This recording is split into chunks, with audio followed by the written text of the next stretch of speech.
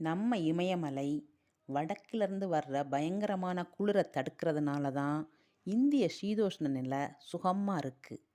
இமயமலையினால் கிடைக்கிற பயன்கள்லாம் இது ரொம்ப முக்கியமானது. இந்த மாதிரி இமயமலை குளிரை தடுக்கிறதுனால நமக்கு ரொம்ப நன்மை.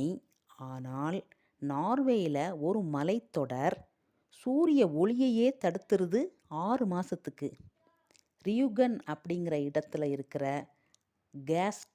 கேஸ்டாடோப்பன் மலை செப்டம்பர் முதல் மார்ச் வரை சூரிய ஒளியை மக்கள் பார்க்க முடியாமல் செய்யுது.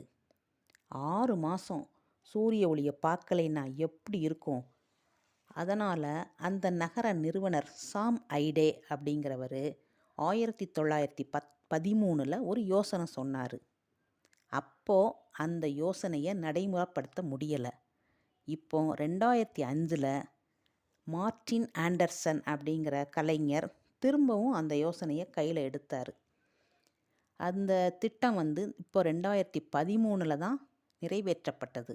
அப்படி என்னையா திட்டம்? மலைச்சரிவில் 742 மீட்டர் உயரத்தில் 3 பெரிய கண்ணாடியை வச்சாங்க. அந்த கண்ணாடியை ஹெலியோஸ்டேட்ஸ்னு சொல்கிறாங்க. 3 கண்ணாடிகளும் சேர்ந்து மொத்தம் 51 சதுர மீட்டர் பரப்பளவு இருக்கும்.